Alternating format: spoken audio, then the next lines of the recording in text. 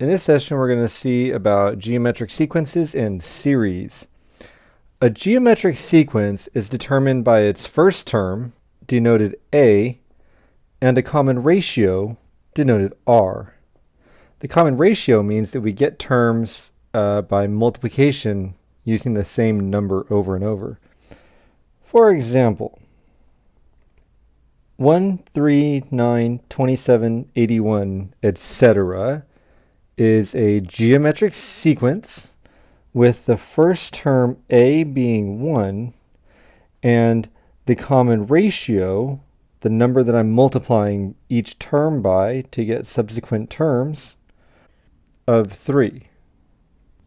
For another example, 8, 4, 2, 1, 1/2, 1/4 is a geometric sequence with first term A being 8 and common ratio R being 1/2. Let's pick apart the first sequence we just looked at. In the sequence 1, 3, 9, 27, etc. A1 is 1. A2 is 3, and we can think of that as 1 times 3.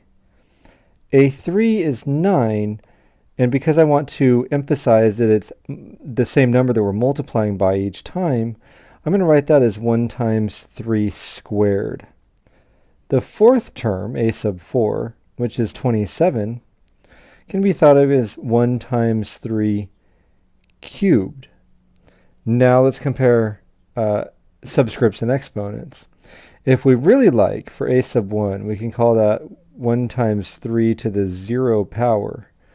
And that would just emphasize that when the subscript is 1, the exponent is 0.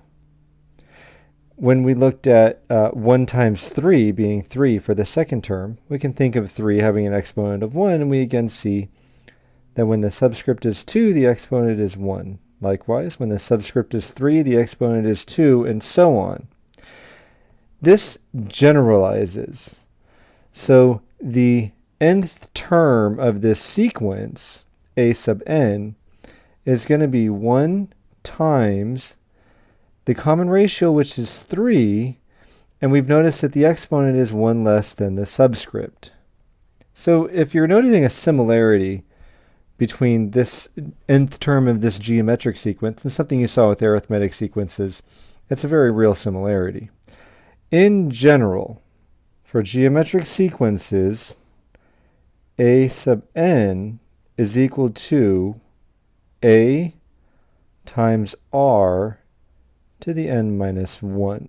That would be the formula that you really want to memorize for this topic. Well, you don't have to memorize it, but you probably should.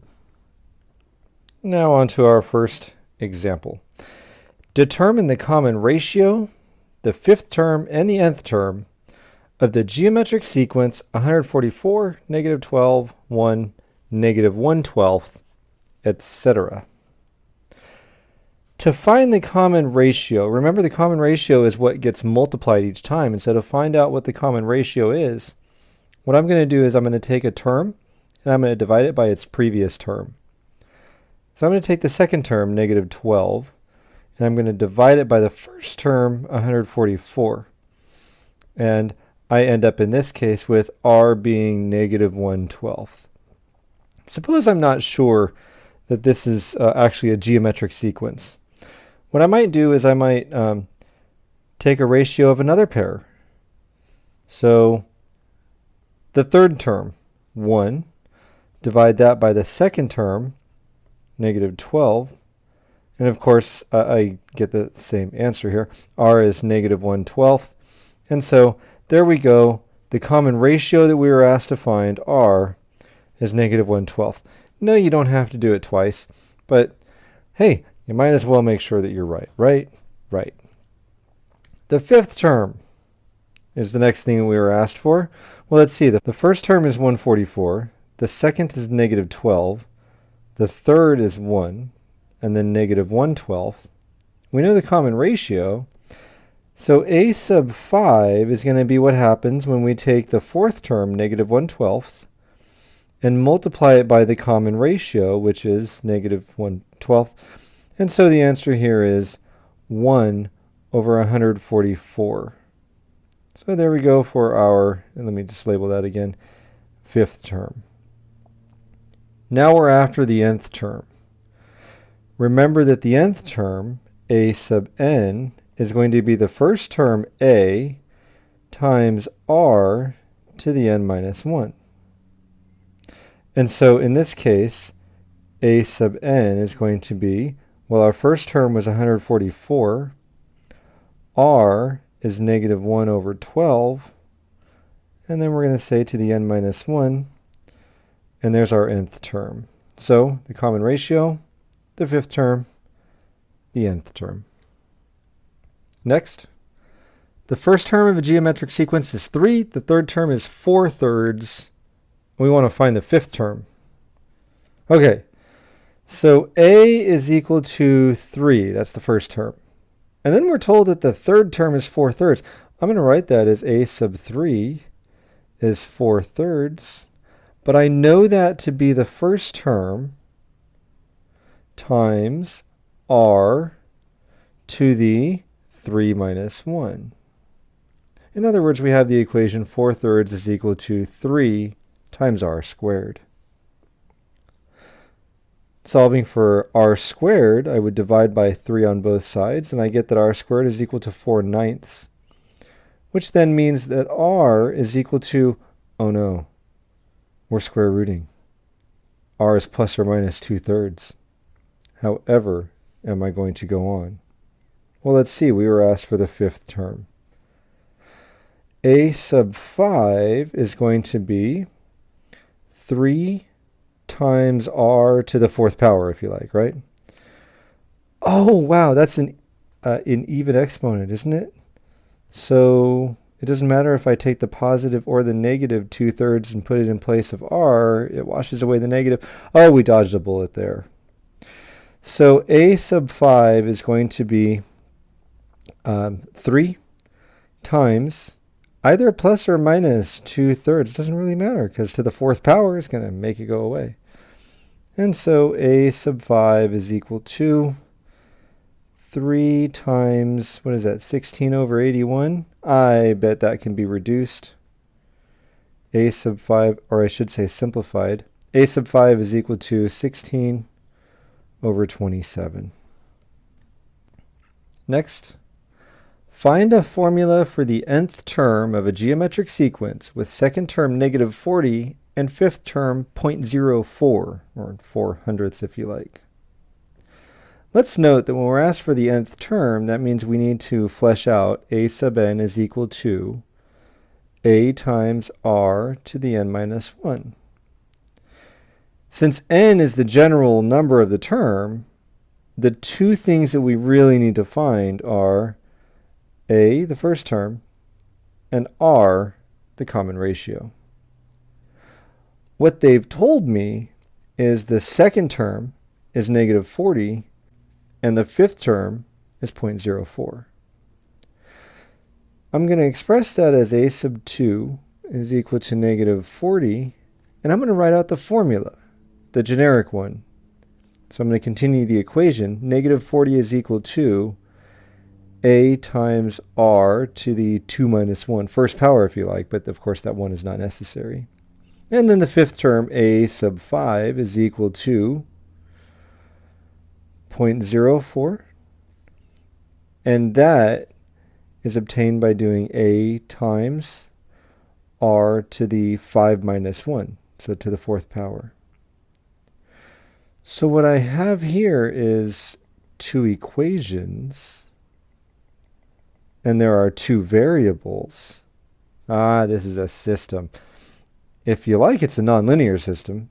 And the deal here is, if I tried to subtract one equation from the other, it wouldn't do me any good, because I have factors over here on the right-hand side. How can I isolate a factor?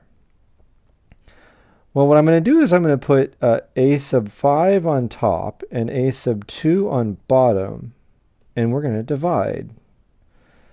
So I'm going to rearrange this just a little bit. A times r to the fourth is equal to 0.04. and then a times r, and I'm not going to write the first, is equal to negative 40. And turns out, since I have only one term on either side of the equation, I can divide one equation by the other. On the left-hand side, a times r to the fourth divided by a times r, the a's divide out, and I get r cubed. On the right-hand side, 4/100ths divided by negative 40 is, you can do the math, going to give me negative 1 over 1,000. By cube rooting both sides, I get that r is equal to negative 1/10. So I needed a and r. I have found r. Check. Now that I have what r is, how can I get a? Well, what would you do if you were solving for x and y, say? You'd plug, that number back into an equation. I'm going to put it back into the equation that gives a sub 2. And so I get that negative 40 is equal to a times negative 1/10. That's going to give me that a is equal to 400. Scroll up just a bit here. I now have a. I'm ready to flesh out a sub n. A sub n is equal to 400 times negative 1/10 to the n minus 1. We're now going to turn our attention to finding sums of geometric series. And remember that the difference between a sequence and a series is that a series has plus signs while a sequence has commas. Anyway, the sum of the first n terms of a geometric series is s sub n, denoting that it's got n terms that we're adding together, is equal to a times the fraction 1 minus r to the n divided by 1 minus r. I can show you where this comes from in class. Right now, this is a formula that you're going to need to have down if you're going to be proficient with these series now. Let's go to our example. That example being, use a formula, guess which formula, to find the sum of the finite geometric series. And we are given 8 plus 4 plus 2 plus 1 plus a half plus a fourth plus an eighth. All right. Our sum formula, boy, that's sum formula. Sorry. Our sum formula is dependent on the first term a and the common ratio r. Well, the first term is pretty darn easy. It's the first term. So a is equal to 8. And then for the common ratio, what we're going to do is we're going to take the ratio of two terms, right? So like the second term, 4, divided by the first term, 8. And so I get that r is equal to 1/2. Once I know a and r, I can flesh out the formula. Hey, why don't you try it? Pause the video and try to flesh out the formula on your own. Okay, so I see I've made a note here. Note, n is equal to 7. There are 7 terms. How do you know that? I counted them. S sub 7 is what we're after then, is equal to 8 times 1 minus 1/2 to the 7th divided by 1 minus 1/2.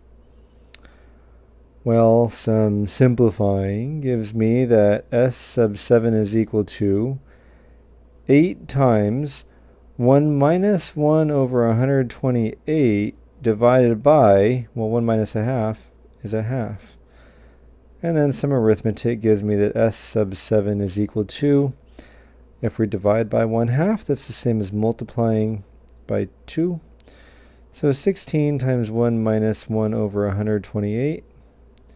Getting common denominators and then simplifying finally gives me that s sub 7 is equal to 127 divided by 8.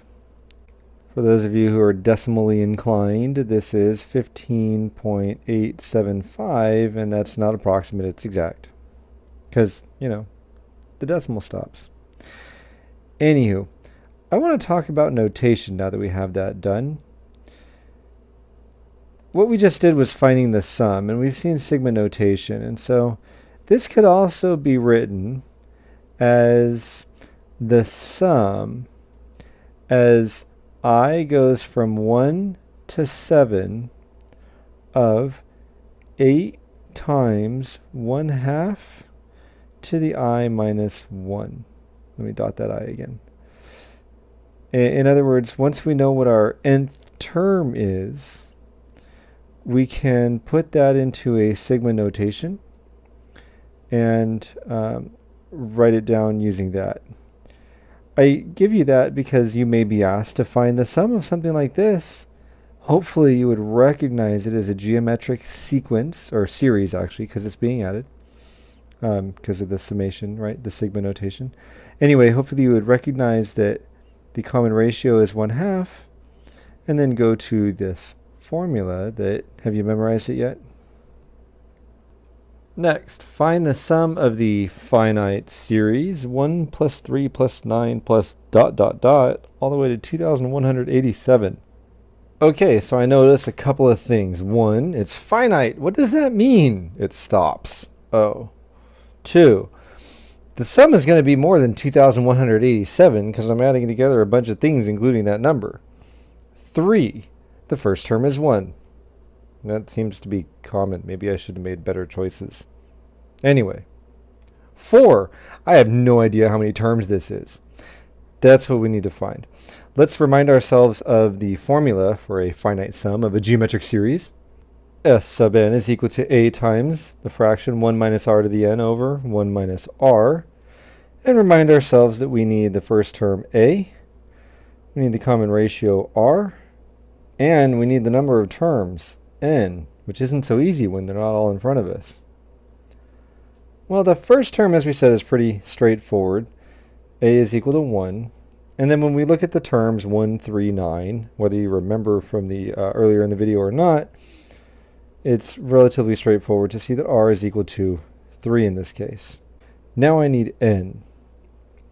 Well, n is going to be the number of terms. And so what I do know is that a sub n is equal to the first term, 1, times r, which is 3, to the n minus 1.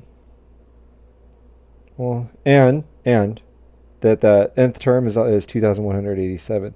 In other words, I need to know which number term the last one is before I can put it into this formula. Well, let's see.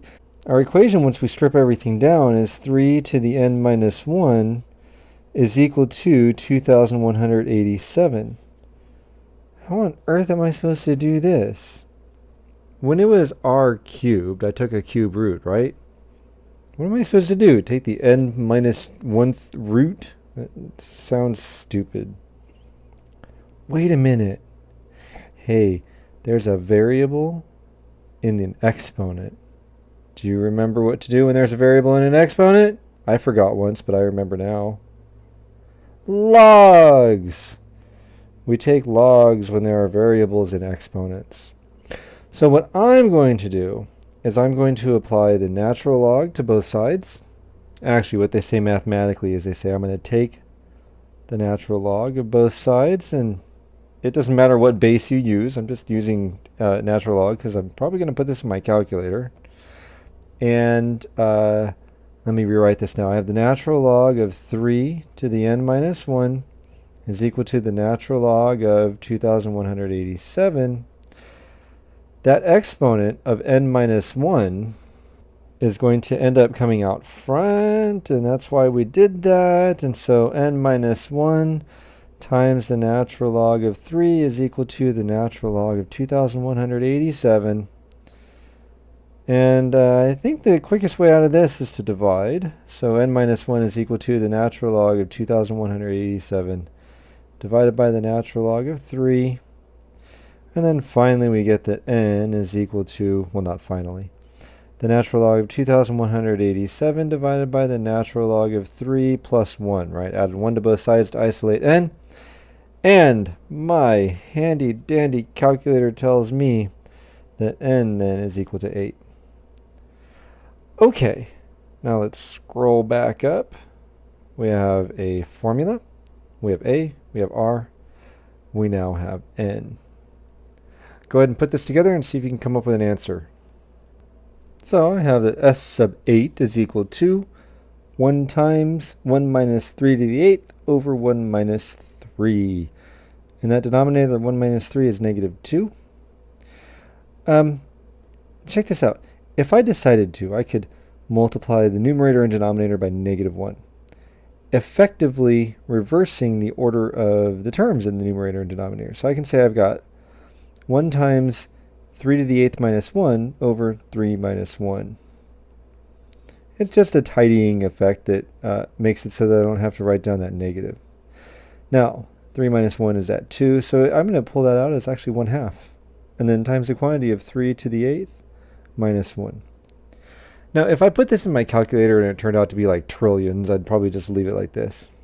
But when I put this into my calculator, I get that S sub 8 is equal to 3,280, which is a very reasonable answer to ask you to write down. And so I want you to write it down.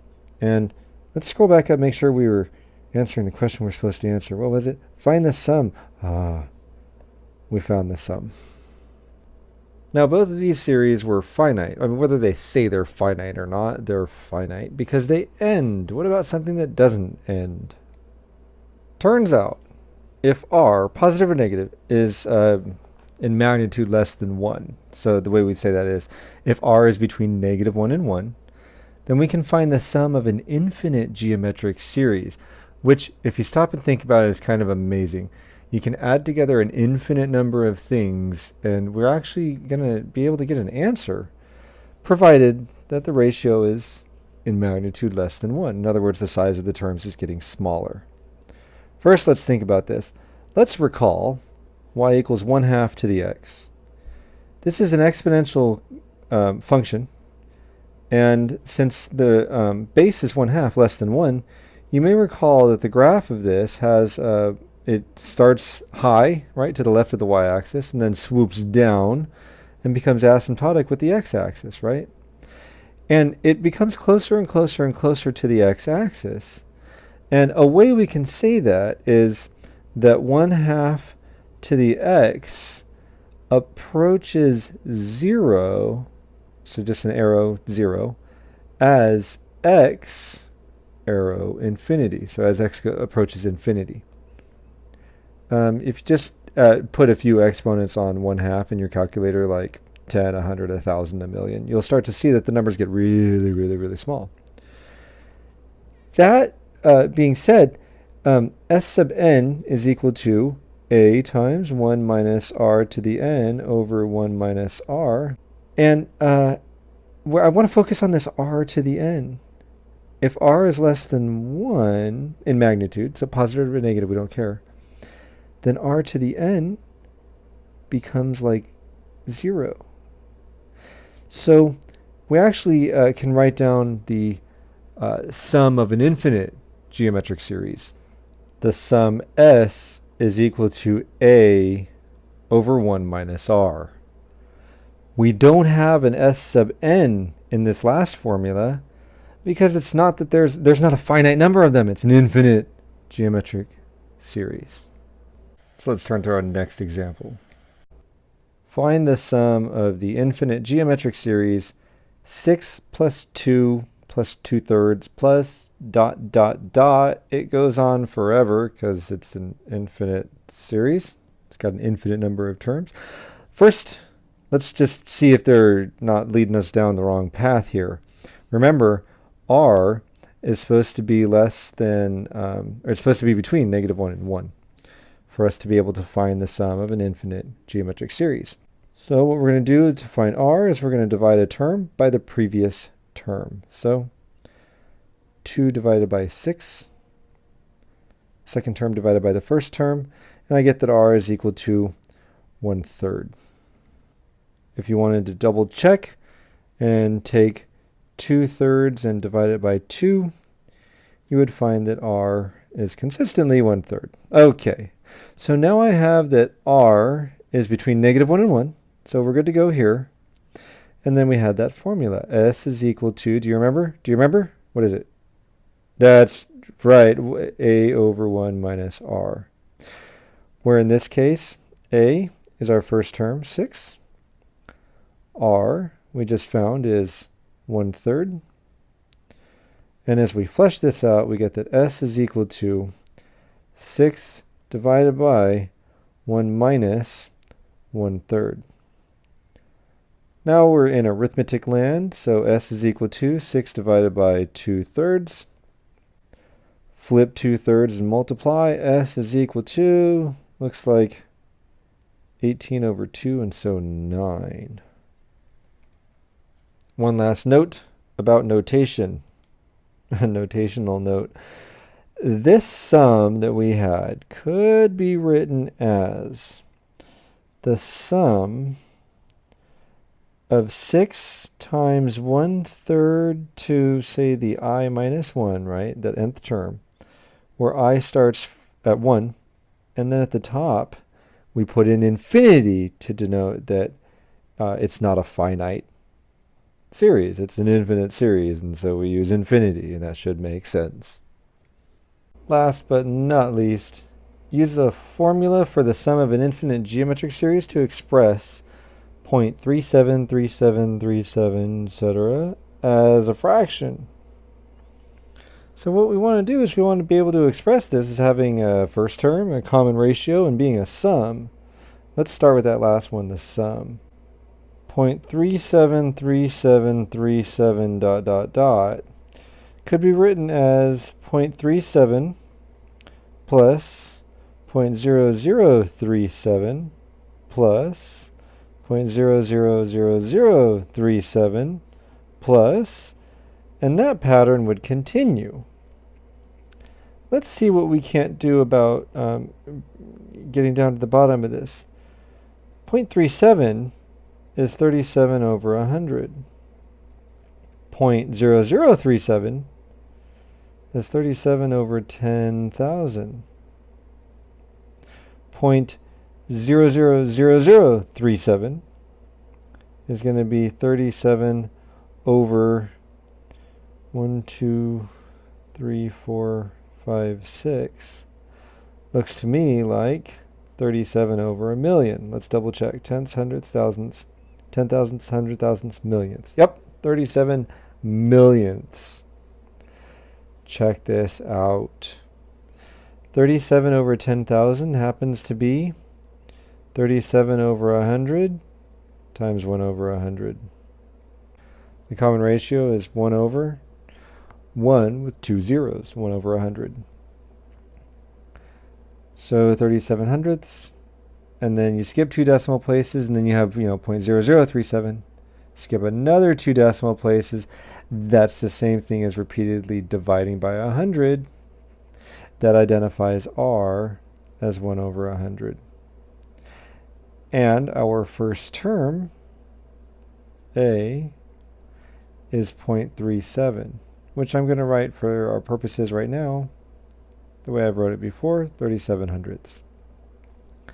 We're told to use the formula for the infinite, or the sum of an infinite geometric series, and so S is equal to A, 37 over 100 in the numerator, divided by 1 minus R, 1 over 100. That simplifies in the denominator. S is 37 hundredths. The denominator, 1 minus 1 100th, is 99 hundredths. And finally, simplifying that division gives us S is equal to 37 over 99. And so we used a formula to get that answer.